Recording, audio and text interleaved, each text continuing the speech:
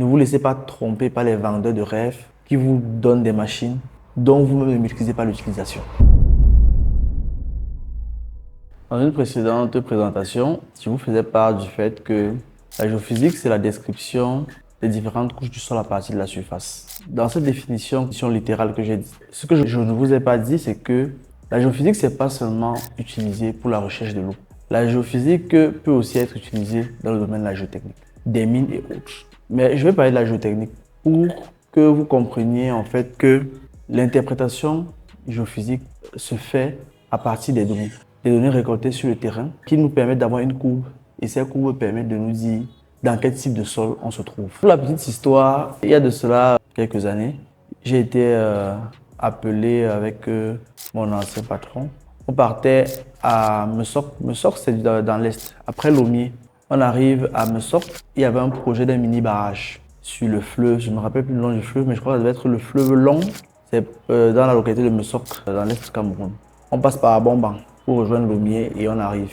On arrive sur le terrain était inaccessible.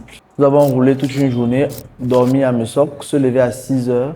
Nous avons marché 4 heures de temps dans la brousse pour rejoindre le fleuve sur lequel on devait faire des études pour le projet de mini-barrage. On arrive sur ce lieu et on se rend compte que c'est la forêt carrément. En principe, une étude géotechnique devrait être recommandée, une étude géotechnique préliminaire devrait être recommandée pour ce type d'études. Mais l'accès étant très difficile, on est obligé de partir avec du matériel géophysique parce qu'on peut le porter sur le dos et y arriver. On est arrivé sur le site. Heureusement pour nous, le topographe était passé avant, il avait fait des léons.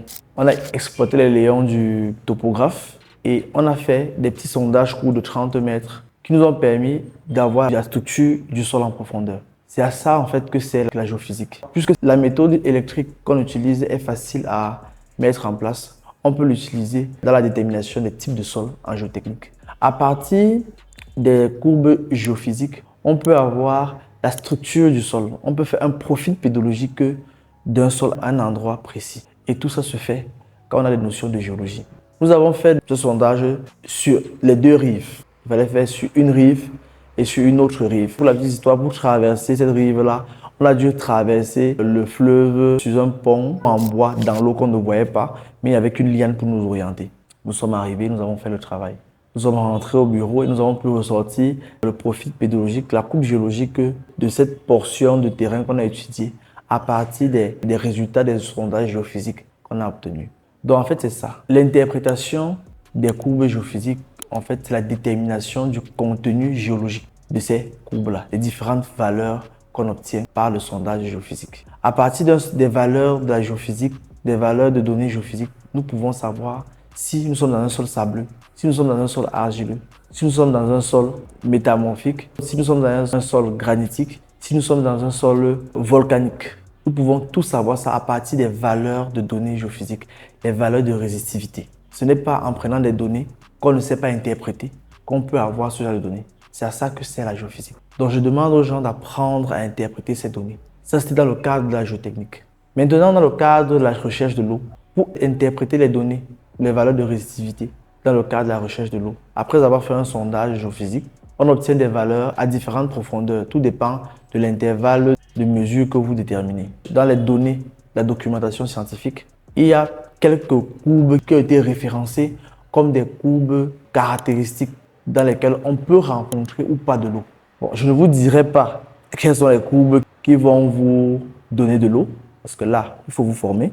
Mais je vous dirais déjà que pour interpréter les données géophysiques après un sondage, dès que vous avez obtenu votre courbe, il y a plusieurs courbes qu'on a géoréférencées. Je vais vous les citer. Nous avons la courbe en fond de bateau, à un seul fond de bateau, parce qu'il y a une courbe aussi à deux fonds de bateau. Nous avons la courbe cloche dans le fond de bateau. Nous avons également la courbe cloche puis fond de bateau. Nous avons la courbe à une seule branche. Nous avons la courbe à remontée traînante. Nous avons la courbe à deux fonds de bateau consécutifs. Nous avons la courbe intermédiaire en descente. Ça, ce sont les différentes courbes qui ont été géoréférencées. Si vous voulez le lien, je vais peut-être vous mettre le lien d'un document qui représente ces différents types de courbes. C'est un chercheur du Burkina Faso qui a eu à faire cette étude-là et je me suis inspiré de son étude pour pouvoir vous présenter ces différents types de courbes. Je vous mettrai peut-être le lien dans le descriptif. Mais Déjà, il faut savoir que dans l'interprétation des courbes géophysiques dans la recherche de l'eau, il faudra avoir des valeurs de réactivité à différentes profondeurs sur une distance d'à peu près 100 à 150 mètres selon vous, selon votre plan de travail. Maintenant, il faudrait comparer la courbe obtenue à partir de ces données à une des courbes qui a été géoréférencée et qui peut soit donner l'eau, soit ne pas donner l'eau. C'est comme ça en fait qu'on fait de la géophysique pour la recherche de l'eau. Donc je vous invite à vous former, à vous éduquer, à vous renseigner sur comment on fait les études géophysiques réellement pour la recherche de l'eau.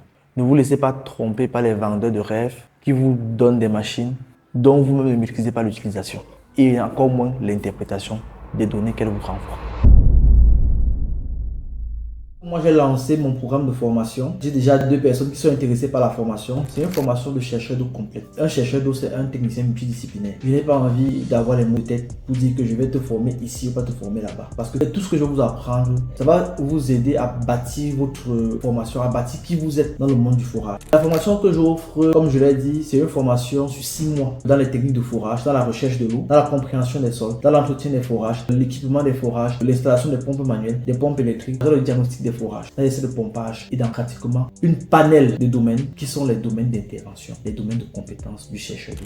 C'est pour dire en fait que pour participer à cette formation, il faut être principalement géologue ou bien il faut avoir des notions en géologie. Ce sera plus facile pour vous d'apprendre. Ensuite, c'est vrai aussi que c'est pas seulement les géologues qui font la recherche de l'eau, il y a aussi des physiciens et tout. Mais ceux qui veulent se former, la formation c'est sur 6 mois et ça coûte 3 millions. Pour être efficace dans ma formation, il faut que j'atteigne un nombre de 10 apprenants parce qu'on va tout vous apprendre. Je vais vous montrer tout ce que je sais, tout ce que j'ai appris. Je vais vous transmettre tous mes 10 années d'expérience dans le domaine du forage. C'est ça que je vais vous transmettre. Et comme je l'ai dit, la formation c'est 3 millions sur 6 mois.